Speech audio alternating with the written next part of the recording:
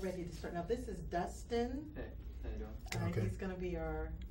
Is your title camera on? Yeah, camera off. Okay, that's fine. I didn't know if you had another title or so. Yeah.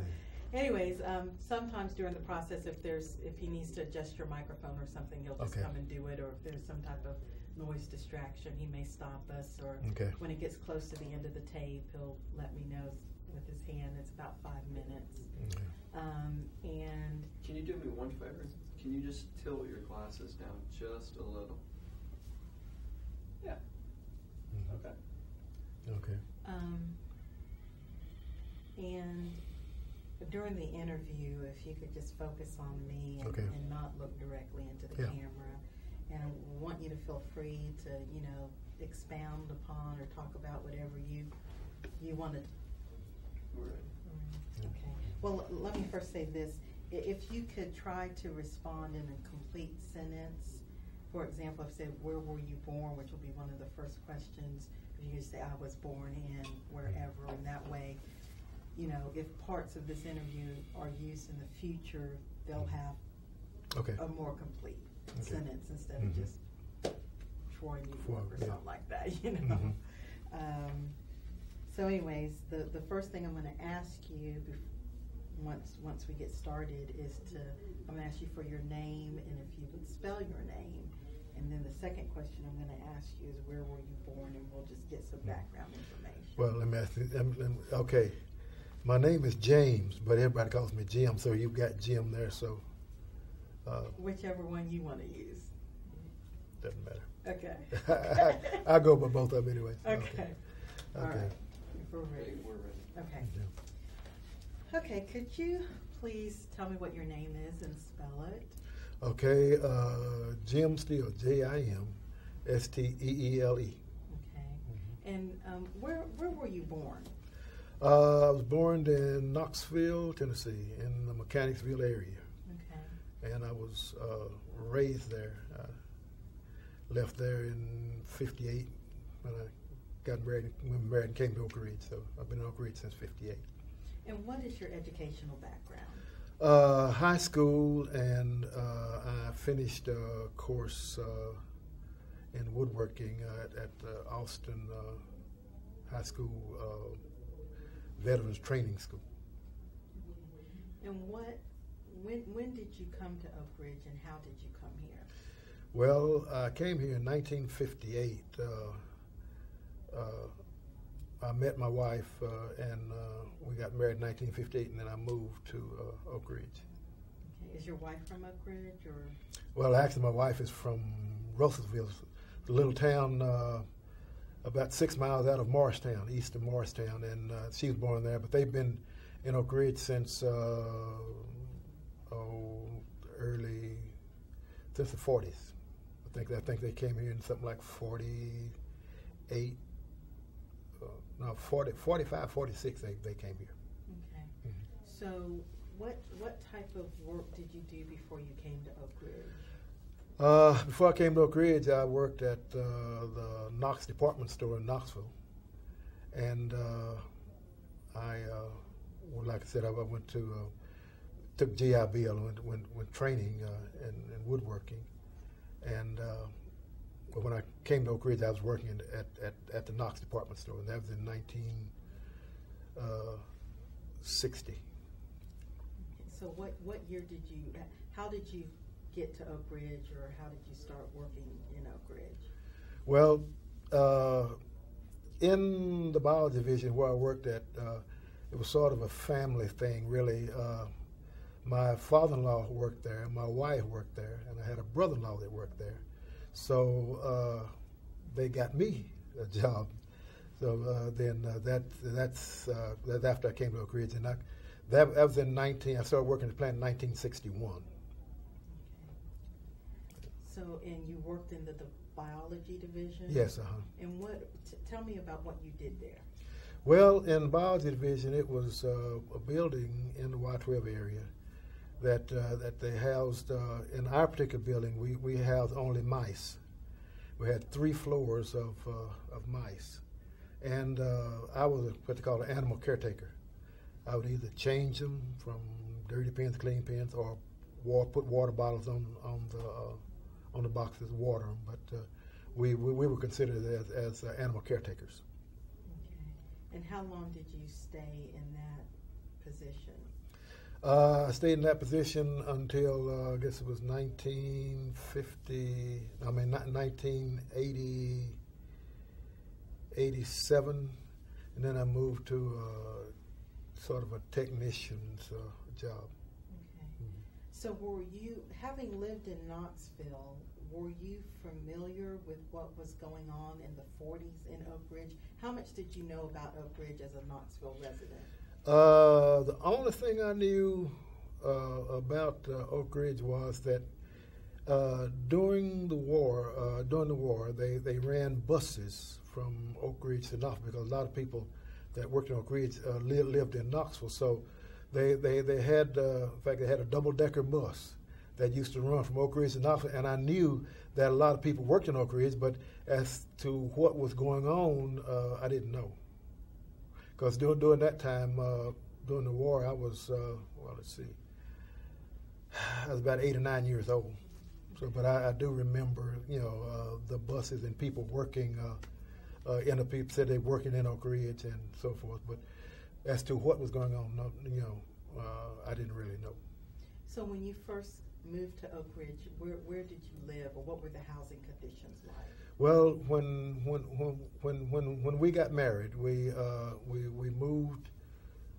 We had rented one half of a duplex, and we lived in one end of it, and another family lived in the other end of it, and we lived there until it was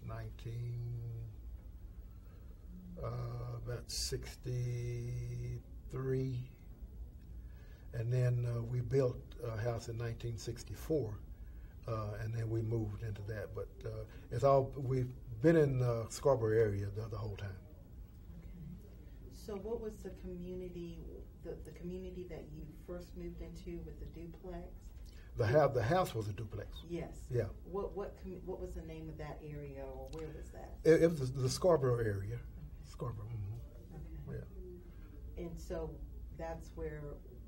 I assume that's where most of the blacks lived during that time? Yeah, in fact, that's where, with the exception of a few blacks that lived in a dormitory area up in Jackson Square, all the blacks lived in the Scarborough area. Now, what about, going back to the job, what was the pay like? I mean, were you paid well when you first came here? Well, I'll give you an example of pay.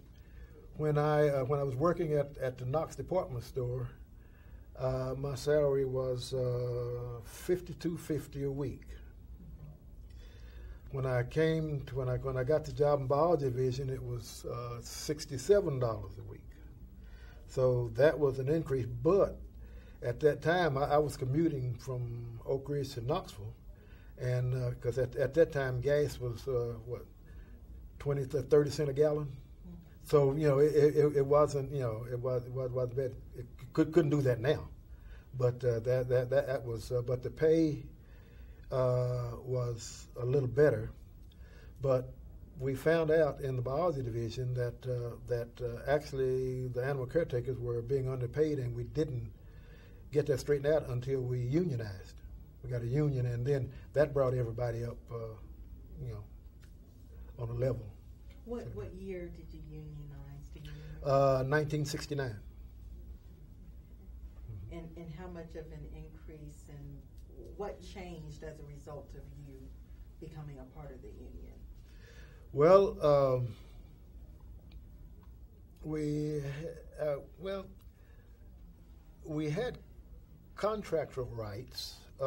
And we were able to negotiate in the contract certain benefits that we didn't have, as being non-union. But the main thing was a salary structure, because there was people doing the same thing in biology division that one person might make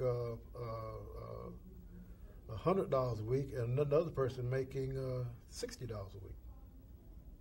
And you know, it was that pay discrepancy that really got you know, it really got people's attention. In fact, nobody knew what the other person was paying unless somebody would tell it.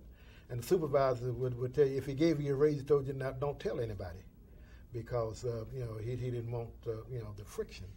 But you know, a lot of fellows that made $100, $120 a week, and the rest of them were making, say, $70 a week. You know, they'd come and tell us, and so that's what prompted us, you know, bargaining, getting a bargaining agent in biology division. Now, the people who were making the higher pay in comparison, was it based on race or just how long people have been there, or what? Well, in the building we were in, there was no such thing as race, because everybody in that building, all animal caretakers were black. Now later on, there were whites brought in, but during that time, everybody over there was black. So you might say some of it had was some of it was due to some seniority. Some of the fellows that were making quite a bit more, they had been there a longer time,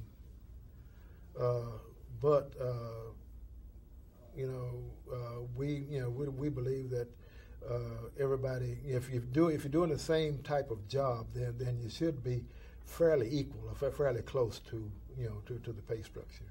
And that was another thing that the union brought in. It brought in a pay structure where everybody knew exactly what, you know, what was going on. Tell me about your job as an animal caretaker and what you did specifically.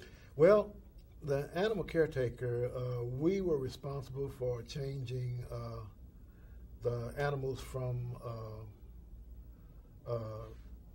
we call them boxes. Most people call them pens, but they were two-sided box. At one side, one compartment here and one compartment here, and we had two lids on top of it. And on top of that, you put the feed in, and on top of that, you put the water bottles on.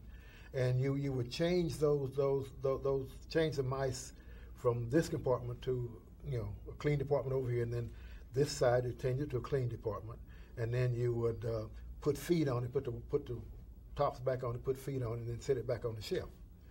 And you did well. Everybody was expected to change at least 6 loads a day, and each load contained 80 boxes.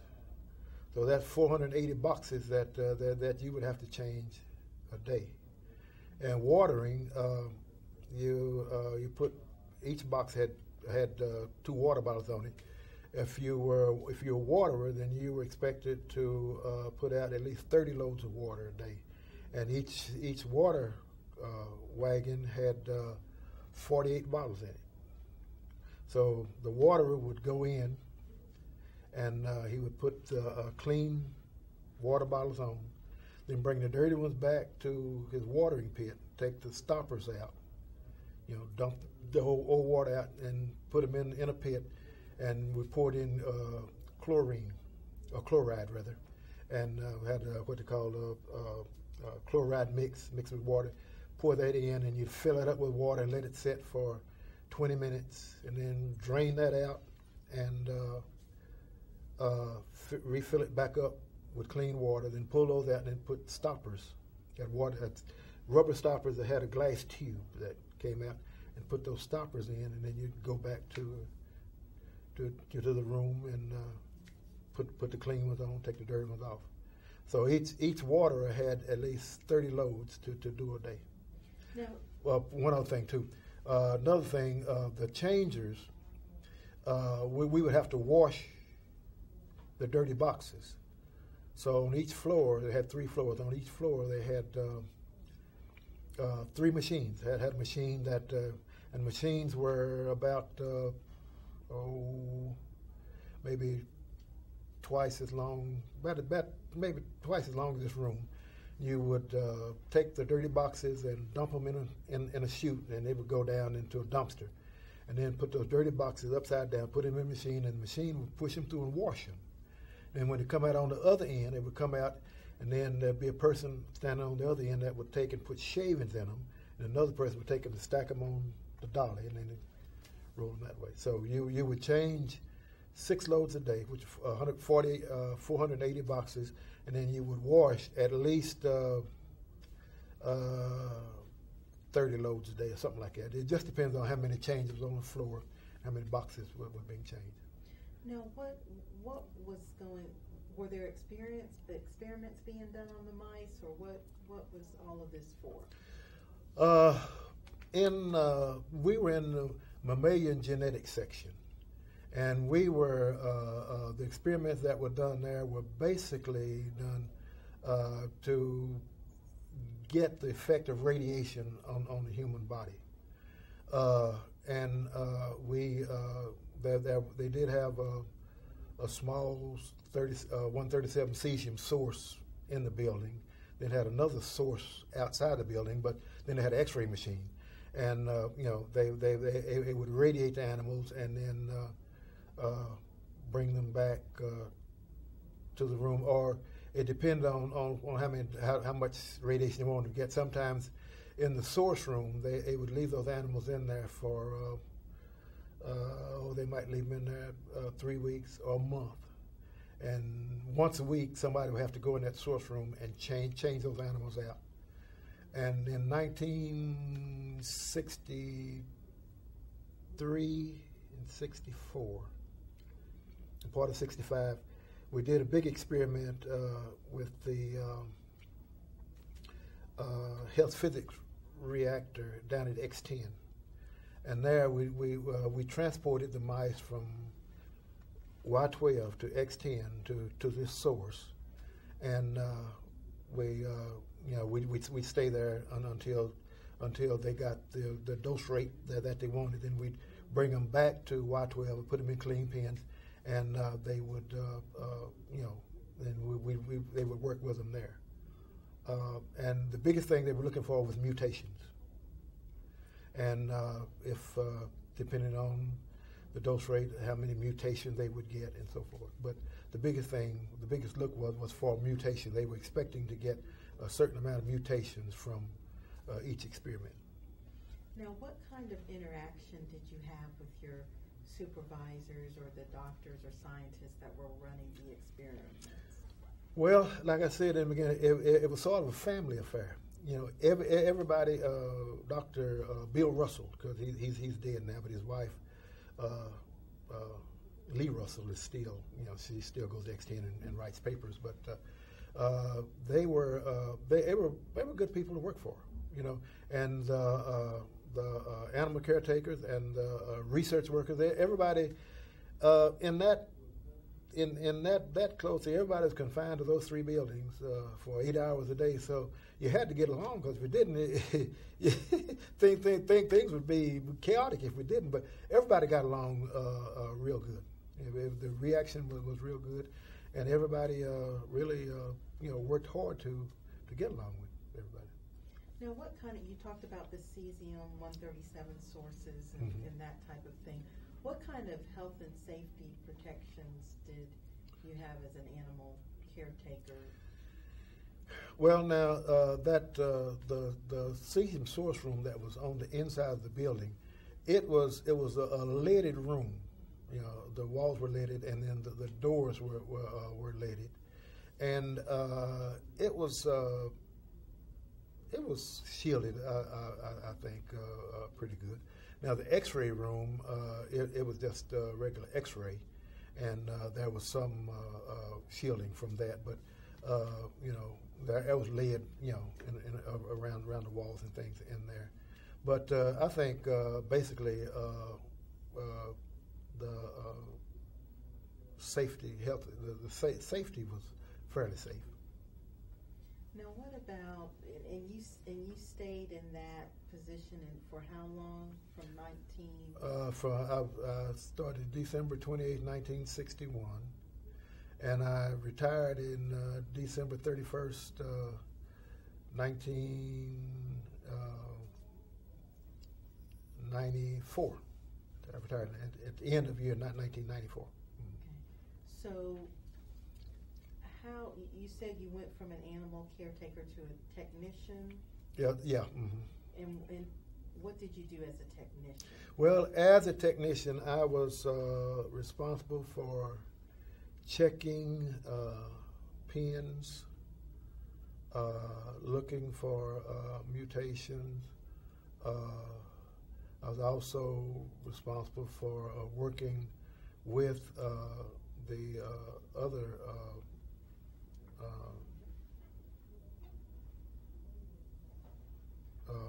workers to help them. We had a certain amount of rooms that we had to wean a day. We had to mark the animals, and then in certain stocks we kept certain stocks. We keep certain stocks up, and we would have to wean the animals and then mark their ears with marks, and then put them in boxes and so forth. So when you said that part of your responsibility was looking for the mutations, Mm-hmm. what were these? Just physical observations or visual observations that you made? Yeah, it was. It would have to be visual because, actually, let me back up just a little bit. Actually, the animal caretakers, the changers, they were also trained to sort of look for mutations too. And when I say a mutation, I mean if there was brown mice with what was called a hybrid, and then we had a T. Had a white animal, which was its name. We called it a T, and they would mate the brown, the white, and the brown. And then if you got an animal, if you got a mutation, if you got an animal that was born that had spots, it might have brown spots, might have black spots, might have different spots. Well, now that's a mutation. Some of them, their eyes would be pink. Some of them, their tails would most animals' tails were straight. Their tails would have a kink in it, or they might have one leg, or that type of thing. So that's what we would look for in the mutations. Then they would take those mutations, and when they got grown, then they would mate them to another animal to see how far the stream would go. Now, what about, how did you go from being an animal caretaker to a technician? How did that happen? Well, it happened by the fellow that was doing that passed away. He died, and I was I was next. I was close to next being in line for it. There was another fellow that had more seniority than I did, but he didn't want it. So then I took it. So that was considered a promotion, I assume. Oh yeah, it was a promotion. Yeah. Mm-hmm. And what kind of jobs were available for blacks back in the time that you started to work there? If you had a degree, then you could in the biology division. Then you could go into research. But for just high school diploma and so forth, that was it. Outside of laborers, janitors. But in the biology division, you were either an animal caretaker, animal caretaker really. Now my wife, when she started working in 1956, and she was the first black research worker. Okay. And she then there were more. There were two more that came in shortly after she did. But they were researchers. They would work in the rooms. They would keep records, ledgers of. One thing in there you had you would mark each animal, give each animal a number, and then they would have to record those numbers in a ledger. And then if they got a mutation, they would have to record that, and then they would be responsible for keeping up with that mutation and all the other mutations that would come from that, from that. They kept the ledgers, and they would have to give the reports that if Dr. Russell or some of the others wanted to know about how many mutations was born to this particular strain, then they would have to go in their files and get the information for them. And that's how they were able to write the papers and things, because they would keep they knew exactly how many mutations and what came from the mutation. I think we're going to break right here. Mm-hmm. Okay. And allow the